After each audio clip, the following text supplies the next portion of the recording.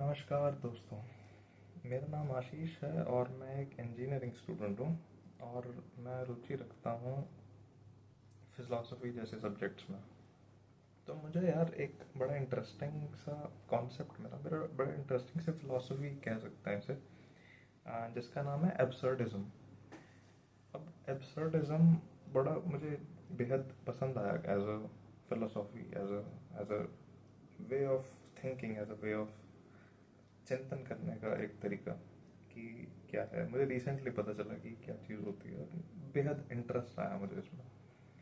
तो उसी के बारे में ये वीडियो होने जा रही है कि एब्सर्डिज्म क्या है, क्या क्या है इसके अंदर। एक स्टोरी भी है जो कि मैं एक बताना चाहूँगा। तो शुरू करते हैं। अम, अब आ जाते हैं कि एब्सर्डिज्म है क्या। एब्सर्डिज्म को बताने से पहले मैं एक फिलोसोफर का नाम बताना चाहूँगा, एल्बर्ट कामू करके। एल्बर्ट कामू इनका नाम था, जो कि जिनके द्वारा एब्सर्डिज्म को फैलाया गया, एब्सर्डिज्म को प्रचलन में लाया गया, प्रचलित किया गया एल्बर्ट कामू के द्वारा। तो इन्होंने एब्सर्डिज्म को फैलाया, एब्सर्डिज्म को प्रचलन किया।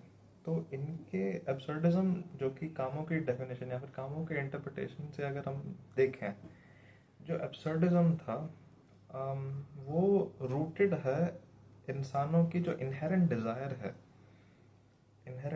है कि हर चीज़ में एक मीनिंग है, हर चीज़ में एक एक मतलब है, एक पर्पस है।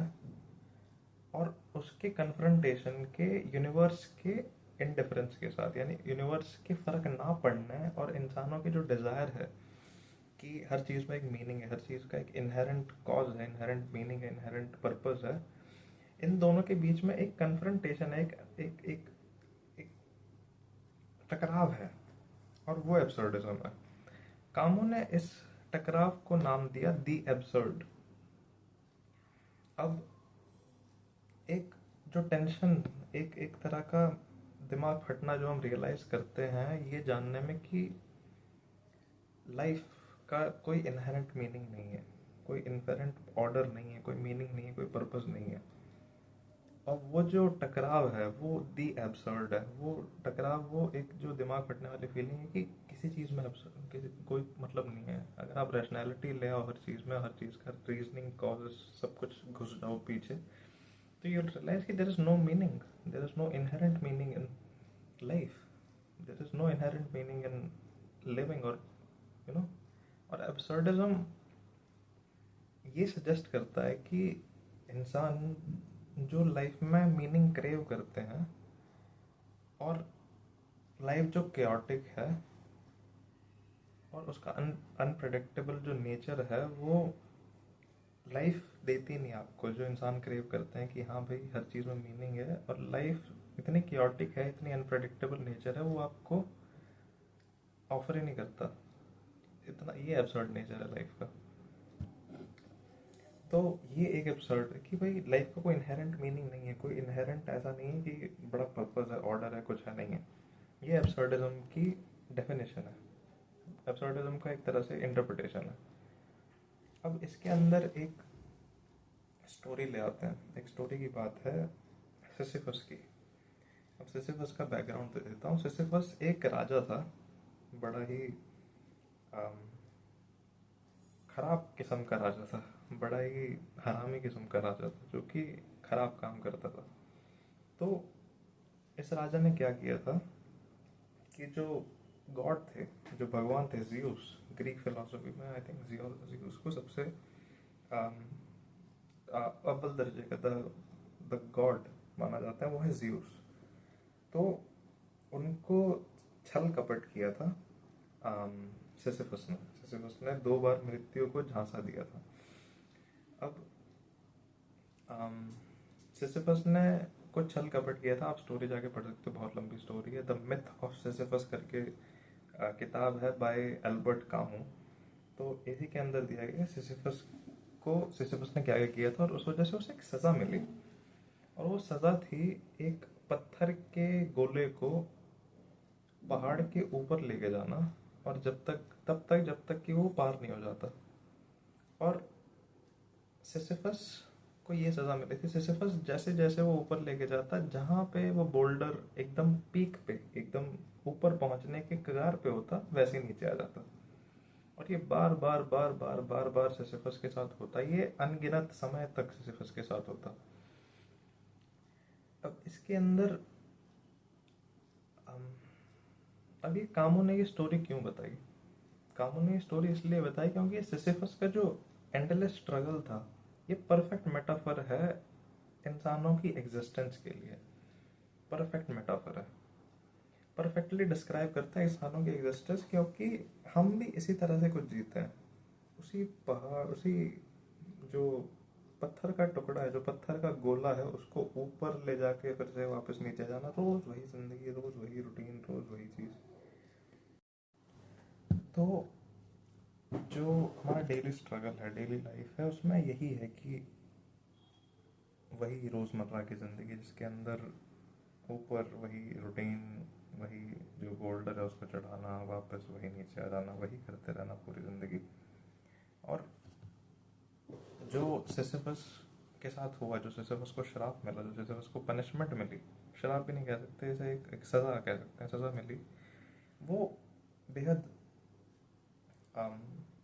कोहेरेंट है सिसिफस की स्टोरी से। सिसिफस के जो वो करता है, सिसिफस ने जो दिक्कतें सही उसमें कि ऑब्स्टैकल्स आए, और जैसे हम काम करते हैं वैसे ही चैलेंजेस को ओवरकम करते हैं, वही सिसिफस की साइकिल है। सिसिफस की भी वही साइकिल, और हमारे इंसानों की भी वही साइकिल है, जो कि बेहद कोहेरेंट है, बहुत सेम है, सिमिलर है। तो इसलिए कामू ने सिसिफस की स्टोरी को चुना, सिसिफस की कहानी को चुना। तो एब्सर्डिज्म क्या है सिसिफस की स्टोरी में? सिसिफस की स्टोरी में एब्सर्डिज्म आता है कि कामों के लिए, कामों की जो पर्सपेक्टिव था, उसके लिए सिसिफस एम्बॉडी करता है ह्यूमन की कंडीशन को, ह्यूमन के हालात को एम्बॉडी करता है, सिमिलर उस सेंस में कि उसको पता है कि वो टास्क फ्यूटाइल है। फ्यूटाइल माने ऐसे ही है, रोज़मर्रा का है, फ्यूटाइल है, नॉर्मल है, और लेकिन फिर भी वो उसे करता रहता है, लेकिन फिर भी वो उसे जीता रहता है, फिर भी वो चीज़ करता रहता है। और यही, इसी चीज़ को, इसी एक्ट को, कि इस चीज़ को समझना कि यही एक इंसान का फेट है, यही एक इंसान की किस्मत है, यही एक इंसान का डेस्टिनी कह लो या फेट कह लो, ये है, और इसी को मान लेना और इसी को एक बार एक्सेप्ट कर लेना, यही रिप्रेजेंट करता है एब्सर्डिटी ऑफ एग्जिस्टेंस को जानने का, अवेकनिंग का। एब्सर्डिटी ऑफ एग्जिस्टेंस की अवेकनिंग का ये रिप्रेजेंट करता है कि हमने मान लिया कि हाँ भाई, ऐसी ही है ज़िंदगी, ऐसी ही चलेगी और ऐसी ही है, दिक्कतें होंगी, प्रॉब्लम्स हैं, सब है, और ऐसी ही है ज़िंदगी। और सिसिफस इस कहानी में और किसी बेहतर ज़िंदगी की चाह भी नहीं करता, और किसी बेहतर फेट की और किसी बेहतर डेस्टिनी की चाह भी नहीं करता। उसे पता है कि उसका स्ट्रगल, उसकी जो ज़िंदगी है, उसका स्ट्रगल, अम, उसका जो संघर्ष है, वो कांस्टेंट है, वो एंडलेस है, उसमें कोई मीनिंग नहीं है, इनहेरेंट कोई मीनिंग नहीं है। लेकिन फिर भी वो करता रहता है, लेकिन फिर भी वो लगा रहता है। तो ये सिसिफस की स्टोरी में एब्सर्डिज्म है कि उसे मालूम है कि ये जो काम कर रहा है, ये चीज़ बहुत फ्यूटाइल है, बहुत नॉर्मल है, और बहुत एंडलेस है, और बेहद स्ट्रगलस है, बहुत ख़राब है, लेकिन फिर भी वो करता रहता है, वो करेगा, वो करता रहता है, और वो बेहतर किसी जीवन की और डिमांड भी नहीं करता, और एक्सपेक्टेशन भी नहीं रखता। तो ये एब्सर्डिज्म है सिसिफस की कहानी में। अब इसमें फ्रीडम कैसे पाया जा सकता है? आपके एक्सेप्टेंस में, आपके मान लेने में, एक्सेप्टेंस में कैसे फ्रीडम है? कि अब इस कहानी को लेके कामू सजेस्ट करते हैं, कामू बताते हैं, या फिर कामू एक तरह से सजेस्ट करते हैं कि सिसिफस असल में फ्री है। असल में सिसिफस एकदम आज़ाद है। और सिसिफस ये एक्नॉलेज करता है, सिसिफस का ये एक्नॉलेज करना, सिसिफस का ये मान लेना कि उसकी जो ज़िंदगी है उसमें एब्सर्डिटी है, कोई पर्पस नहीं है, कोई इनहेरेंट मीनिंग नहीं है, खराब है, रिपीटेटिव है, स्ट्रगल है, उसको मान लेने में ही वो मुक्त हो जाता है एक पर्पस की तलाश से। वो एक पर्पस को तलाशने से मुक्त हो जाता है। तो ये फ्रीडम है, ये आज़ादी है इस तलाश से, इस चाह से कि मैं पर्पस को तलाशूं, इससे मुक्ति है। जो भगवान थे, जिन्होंने, जो गॉड्स थे जिन्होंने इसे पनिशमेंट दी थी, वो टॉर्चर की इंटेंशन से दी थी सिसिफस को। लेकिन उसका जो डिफाइंस है, उसका जो ये मानना है कि भाई मैं नहीं रुकूंगा, मैं करता रहूंगा, मुझे पता है कि ये फ्यूटाइल है, ये इसमें कोई मीनिंग नहीं है, लेकिन फिर भी मैं करता रहूंगा, इसको उसकी एक जीत में बदल देता है। इसको उसकी एक जीत में, एक पर्सनल विन में बदल देता है कि भाई मैं करता रहूंगा, मैं परसिस्ट करता रहूंगा, ये जानने के बावजूद कि ये जो टास्क मेरे को मिला है, ये जो चीज़ मैं कर रहा हूँ, इसका कोई मीनिंग नहीं है, कोई पर्पस नहीं है, कोई कुछ नहीं है, उसके बावजूद मैं भी करूंगा और मैं इससे लड़ूंगा, इस एब्सर्डिटी से लड़ूंगा, और मैं ये मानने से इनकार कर दूंगा कि मैं इसे छोड़ दूं, मैं इसे त्याग दूं।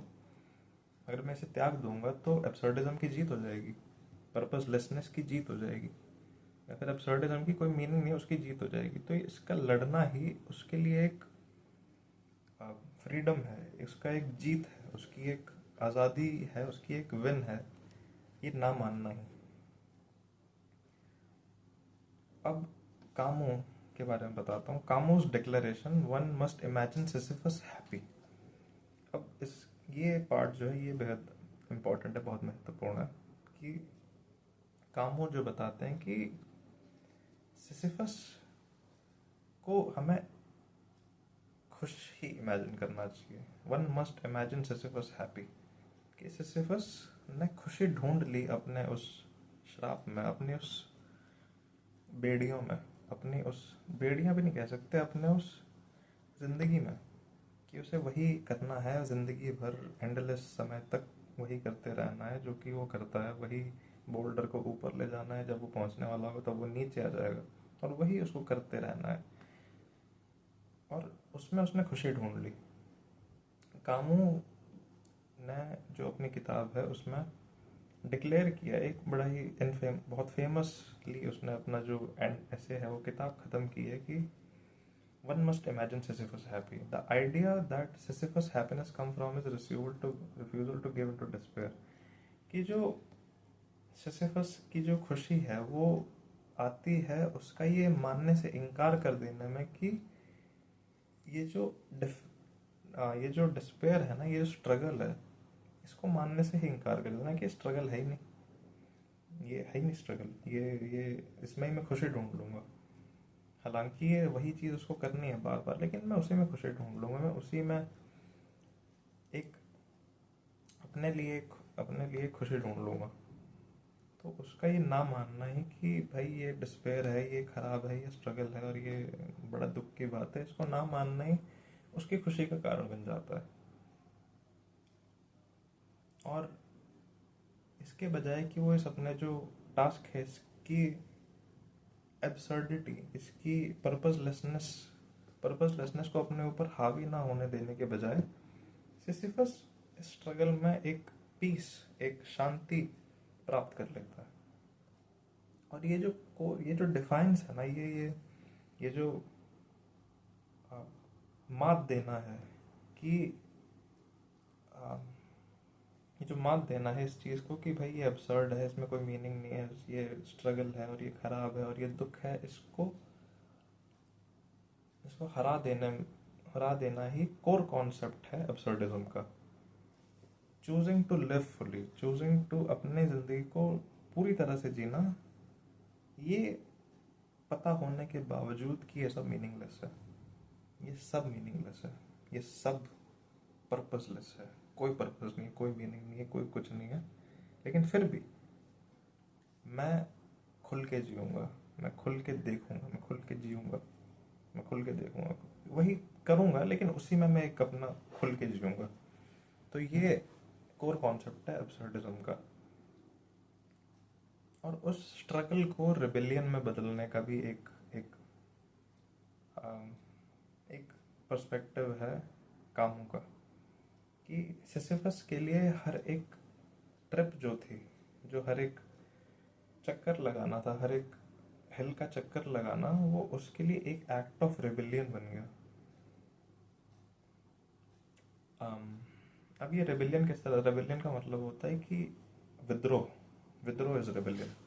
तो उसके लिए एक विद्रोह बन गया, हालांकि उसे पता है कि वो जो बोल्डर है, वो जो चट्टान है, वो नीचे आएगी ही, लेकिन उसका उसको बार बार बार बार ऊपर चढ़ाना उसका एक पर्पज है, उसका एक रिबेलियन है, उसका एक संघर्ष, उसका एक, जैसे कि मैंने बताया रेबेलियन है, रेबेलियन माने विद्रोह, उसका एक विद्रोह है कि मैं रुकूंगा नहीं, मैं नहीं रुकूंगा, मैं करता रहूंगा।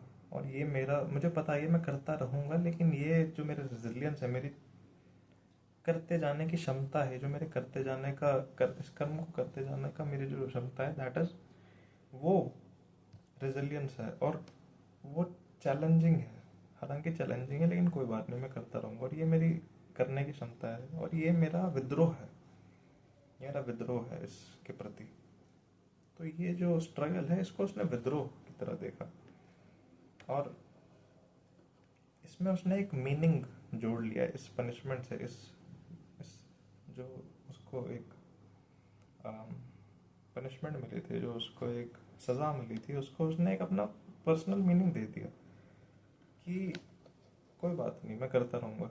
और उसी में उसने एक खुशी ढूंढ ली, उसी में उसने एक अपना ये ढूंढ ली कि मैं करता रहूँगा, मेरा विद्रोह है ये, जो कि ऑपोजिट था गॉड्स के इंटेंट, जिस गॉड ने उनको सज़ा दी थी कि भाई इसकी, इसको टॉर्चर करना है, उसके उसके लिए विद्रोह है, उसका अपोजिट है कि ये तो खुश हो गया उसमें, ये तो उसमें अपनी खुशी ढूंढ ली। अब आ जाते हैं कि एब्सर्डिज्म एज अ कॉन्सेप्ट हमारे लिए बेनिफिशियल कैसे हो सकता है। ये तो खैर पिछले जितने भी हुए ये सब फिलोसॉफिकल हो गई, लेकिन अब मैं आना चाहता हूँ कि absurdism as a concept, as a philosophy हम सबके लिए कैसे बेनिफिशियल हो सकता है, कैसे um, हमारे लिए हमें बेनिफिट कर सकता है, हमें हमें हमारे लिए ये हो सकता है कि हाँ भाई कुछ फ़ायदा हुआ। तो embracing life challenges without expecting resolution. अब जैसे सिसिफस को जो रिपीटेटिव टास्क थे, चैलेंजेस थे, और वही सेटबैक्स थे, वो करते करते जैसे कि उसने किया और वो करता रहा, ये हमें एक सॉर्ट ऑफ सीख देती है। एब्सर्डिज्म एनकरेज करता है हमें कि भाई हम एक्सेप्टेंस की तरफ बढ़ें rather देन फ्रस्ट्रेशन, जैसे कि सिसिफस ने किया कि वो फ्रस्ट्रेट नहीं हुआ इसको लेके, उसने मान लिया, उसने एक्सेप्ट कर लिया, उसने अपना जो फेट था उसको मान लिया कि हाँ भाई यही है, यही है मेरी ज़िंदगी में, और यही रहेगा हमेशा। तो ऐसे भी किया जा सकता है कि जो हमारे खुद के चैलेंजेस हैं, हमारे जो खुद की फ्रस्ट्रेशन हैं, खुद की जो भी हैं, उन सबको वैसे रख के कि भाई ठीक है, ज़िंदगी ऐसी है और एक्सेप्ट कर लो। तो ये किया जा सकता है कि जो हमारे लाइफ चैलेंजेस हैं उनको एम्ब्रेस करना कि हाँ भाई ये तो रहेंगे, ये तो रहेंगे, कोई बात नहीं, लेकिन मैं चलता रहूँगा विदाउट एनी रेजोल्यूशन, कोई बात नहीं, आए तो भी ठीक है, नहीं आए तो भी ठीक है। और हर एक कांस्टेंट स्टेप के साथ, हर एक नए चैलेंज को कॉन्कर करने के बाद एक उसी में पर्पज एक ढूंढ लेना, उसी में एक ये ढूंढ लेना, खुशी ढूंढ लेना कि हाँ भाई मैंने किया, मैं कर रहा हूँ और मैं करता रहूँगा विदाउट एक्सपेक्टिंग एनी रेजोल्यूशन। आता है तो ठीक है, नहीं आता तो भी कोई बात नहीं। जैसे कि गीता में भी एक बात लिखी गई है, बड़ी सिमिलर सी है, पर मतलब नॉट एग्जैक्टली दिस, कि कर्म करो फल की चिंता ना करो। कि भाई कर्म तुम्हारे हाथ में, जो तुम्हारे हाथ में है वो कर्म है, फल तुम्हारे हाथ में नहीं है। फल के तुम कंट्रोल नहीं कर सकते, फल तुम्हारे हाथ में है ही नहीं, तुम बस अपना कर्म कंट्रोल कर सकते हो।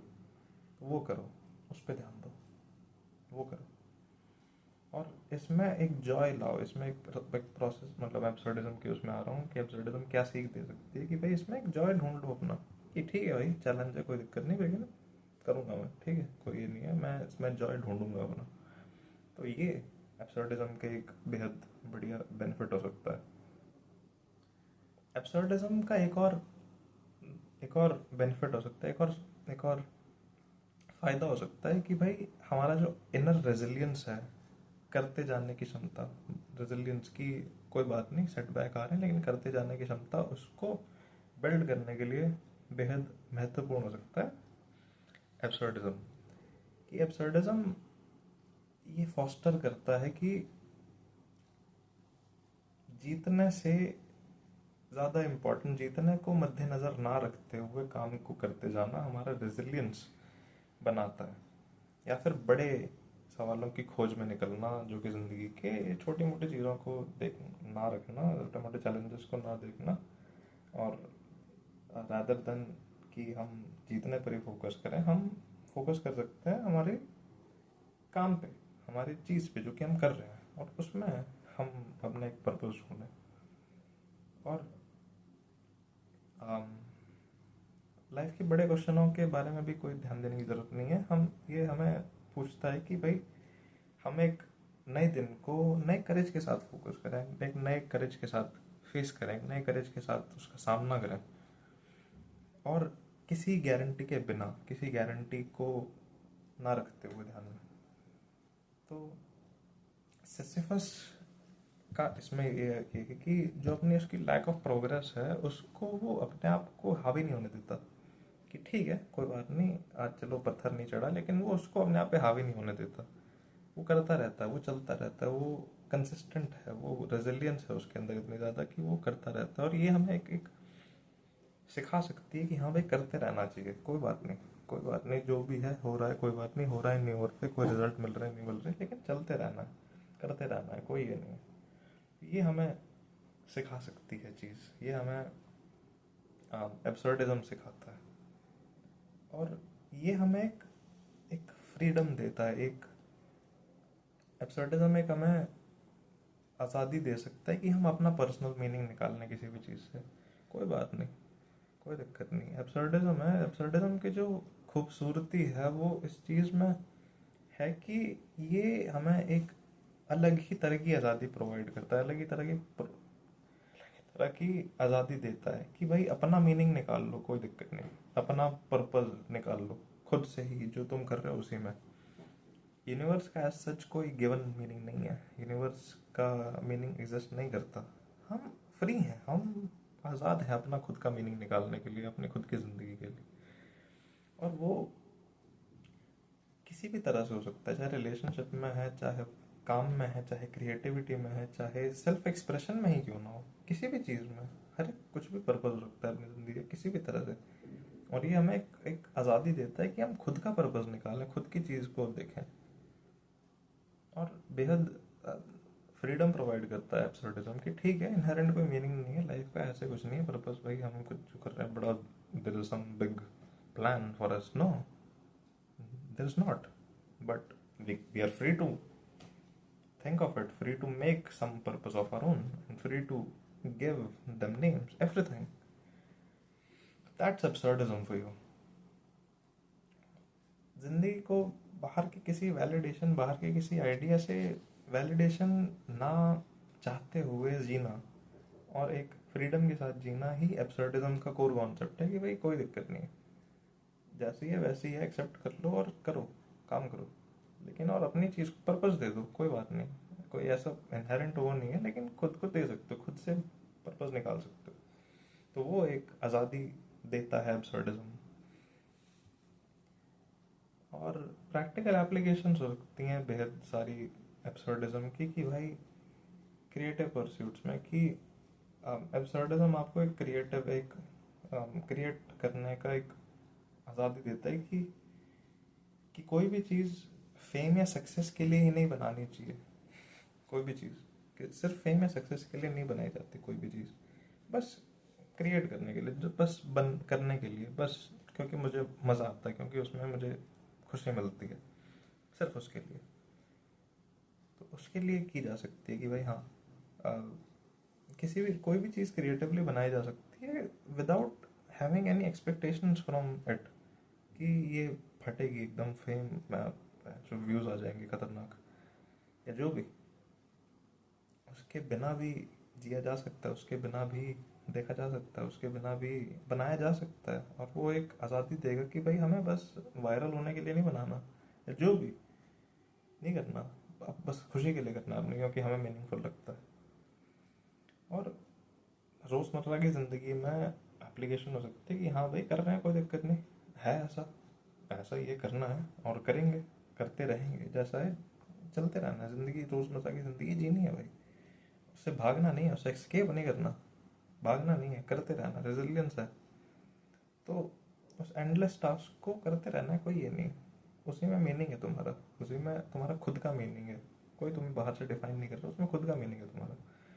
तो वो है, जब हम अपना फोकस एक्शंस पे दे देंगे आउटकम्स के बजाय, कि हाँ भाई इससे क्या मिलेगा या क्या रिजल्ट आएगा, उसके बजाय अगर हम अपने एक्शंस पे ध्यान दें तो उसमें ज़्यादा बेहतर मज़ा है, बहुत ज़्यादा मज़ा है।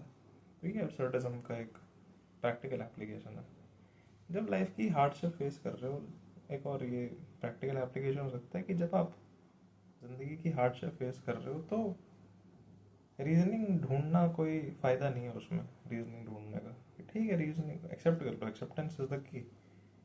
एब्सर्डिज्म हमें ये सिखाता है कि भाई कैसे पीस को ढूंढना है, कैसे शांति ढूंढना है उस केओस में भी, उस उसमें भी, कि हाँ भाई ठीक है ऐसा ही है, एक्सेप्टेंस है कि ठीक है जैसा है भाई, है, एक्सेप्ट कर लो, ठीक है, और करो, जैसा ज़िंदगी जी रही है वैसे ही करना है भाई, कोई वो नहीं, कोई। तो ये वाई फिर काम नहीं आता कि क्यों है ऐसा, क्यों फिर, क्यों का जवाब नहीं होता कुछ। ये सिखाता है एब्सर्डिज्म कि क्यों कुछ नहीं है उसमें, वो बस है, और मानना है उसे कि है भाई, ऐसा ही है, ऐसा ही होगा, और खुश है उसमें। ये एब्सर्डिज्म सिखाता है कि अब हार्डशिप है, स्ट्रगल है, एडवर्सिटीज है, पर है ऐसा, कोई दिक्कत नहीं, करेंगे, काम करेंगे, अपना काम करते रहेंगे, रुकेंगे नहीं, भागेंगे नहीं, रुक जाएंगे थोड़ी देर, भागेंगे नहीं, और यही कि रेजिलियंस है, रेजिलियंट रहेंगे। ये है एब्सर्डिज्म, ये सिखाता है। और ये एक बेहद, इसलिए मुझे बेहद पसंद आया कि ओके, दिस इज एब्सर्डिज्म। तो ये कि अब कामू की एक लेगेसी के बारे में बता देते हैं कि कामू का क्या इम्पैक्ट रहा मॉडर्न एब्सर्डिज्म पे। कि जो एब्सर्डिस्ट इन्फ्लुएंस हुआ कल्चर पे, वो कामू के काम के द्वारा ही हुआ। कि एब्सर्डिस्ट थीम आने लगी लिटरेचर में, आर्ट में, मॉडर्न मीडिया में, in fact often exploring characters who face indifferent और chaotic वर्ल्ड्स। कि भाई uh, वैसा काम कि भाई जिसका कोई ऐसे पर्पस नहीं है, उसका कोई वो नहीं है कि हाँ भाई वायरल होना है, कुछ होना है, बस वो है, बस वो किया है, बस वो अपने लिए किया है, कि है भाई किया है, कोई ये नहीं है ना, खुद के पर्पस के लिए, खुद की ज़िंदगी के लिए, खुद के उसके लिए। तो ये है। और इसका रेजोनेंस भी है बहुत सारा इस वर्ल्ड में कि अब आज के ज़माने में कि भाई ट्रेडिशनल जो वैल्यूज़ हैं, ट्रेडिशनल जो सिस्टम्स हैं, उनको चैलेंज कर लो, उनको बोलो कि भाई क्या है ये, क्या मीनिंग है इसका, क्या, क्यों क्यों थोपे जा रहे हैं हमारे ऊपर, ये फ्रीडम क्यों नहीं है हमें। तो एब्सर्डिज्म एक तरीका देता है अपनी ज़िंदगी को उस तरह से जीने का जहाँ पे कोई ट्रेडिशनल वैसे नहीं है, ट्रेडिशनल आपके ऊपर बहुत सारे बंदिश हैं और बहुत ऐसे जंजीरें नहीं है तुम्हारे ऊपर। तो उस तरह से जीने का एक नज़रिया देता है एब्सर्डिज्म, जो कि बेहद प्रोफाउंड है, बेहद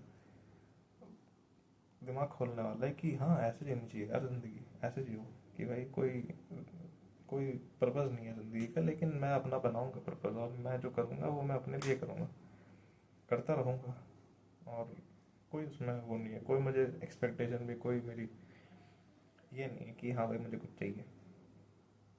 तो कुछ इस तरह का है। अब कंक्लूजन पे आ जाते हैं कि एब्सर्डिज्म कैसे एक बेहतर ज़िंदगी की तरफ भेज सकता है। कि बता ही दिया मैंने, लेकिन फिर भी कि कैसे एक बेहतर ज़िंदगी, एक बेहतर लाइफस्टाइल, एक बेहतर, मतलब बेहतर तरह से सोच में जी सकता है कि हाँ भाई जैसी तुम्हारी ज़िंदगी है वैसे अपने अपने तरीके से जियो, अपने तरीके से जो करना है करो, अपने, तुम्हारा खुद की लाइफ है, खुद का पर्पज़ है, खुद तुमने पर्पज़ डिफाइन किया, कोई दिक्कत नहीं है, करना है जो करना है। तो जो आज़ादी है, जिस आज़ादी से तुम जी सकते हो एब्सर्डिज्म को अपना के, वो तगड़ा है भाई। कि हाँ भाई मेरा पर्पज़ है और मुझे कोई फ़र्क नहीं पड़ता, मैं करूँगा, मुझे कोई ये नहीं है, मैं करूँगा, किसी चीज़ों के, किसी भी चीज़ की मुझे आशा नहीं है, कोई एक्सपेक्टेशन नहीं है, लेकिन मैं करूँगा और मेरे को पता है करना है। रिजल्ट की मुझे भूख नहीं है, चाहत नहीं है। और एब्सर्डिज्म एक आपको ऑप्टिमिज्म देता है, कि एक आशा की किरण देता है कि अम, कि आशावादी होना ज़रूरी है, कि आशा रखो, ऑप्टिमिस्टिक रहो ज़िंदगी में, और खुद का पर्पस निकालो भाई, कोई बात नहीं, बिना किसी चीज़ की एक्सपेक्टेशन के, बिना किसी चीज़ के आशा के, कि हाँ भाई, लेकिन एक वो किरण है। और रेजिलियंस कर सकता है, रेजिलियंस बहुत सिखाता है एब्सर्डिज्म, कि मैं करूँगा, कोई बात नहीं, मेरे पत्ते ऐसे खेले गए, मुझे ज़िंदगी ऐसे मिली, लेकिन ऐसी है, और मैं जीऊँगा और मैं करूँगा जो मुझे करना है, जो मैं करना पड़ेगा वो मैं करूँगा, भागूंगा नहीं, करूँगा। तो ये सिखाता है आपको एब्सर्डिज्म। एब्सर्डिज्म कुछ इस तरह की ज़िंदगी जीना सिखाता है, इस तरह की ज़िंदगी, इस तरह से ज़िंदगी को देखना सिखाता है कि कोई इनहेरेंट पर्पस नहीं है, कोई दिक्कत नहीं है, लेकिन मैं अपना पर्पस बनाऊंगा, और जो मेरी ज़िंदगी है, जो मेरे ज़िंदगी में मोनोटोनस लाइफ है, जो भी है रूटीन है, जैसे भी है, उसको वो वैसा ही रहेगा, वैसा ही है और वैसा रहेगा, उसमें कोई दो राय नहीं है। और मैं जीऊँगा, खुल के जीऊँगा, और ऐसे जीऊँगा कि भाई मेरा फ्रीडम है, मेरा खुद की आज़ादी है, मैं खुद के तरीके से जीऊँगा, किसी बिना किसी आशा के, बिना किसी एक्सपेक्टेशन की, कि हाँ भाई मेरी ज़िंदगी में जो करना करना चाहूँगा करूँगा खुद से, और उसको एक अपना पर्पस दूंगा, और ये आपको आज़ादी देती है। और रेजिलियंस भी है इसमें, कि भाई मैं करूँगा, मैं भागूंगा नहीं इससे, ये मेरा एक तरीका है खुद को जीने का, खुद से बात करने का, खुद से अपनी तरीके से जीने का, अपनी अपने अपने टर्म्स पे जीने का, अपनी आज़ादी से जीने का। तो वो एक एब्सर्डिज्म आपको एक पर्सपेक्टिव देती है। So this was about absurdism, this is absurdism, this is जो कि मैंने पढ़ा, जो कि मैंने सीखा, मुझे बेहद पसंद आया। बहुत बढ़िया फिलोसफी है, बहुत बढ़िया, मज़ा आया पढ़ने में, और I enjoyed making this. And if you are till here, I really thank you. Very thank you so much if you are watching till here. Um, and thank you. That's about it. That's about absurdism. And that's from my side. Thank you. Bye bye.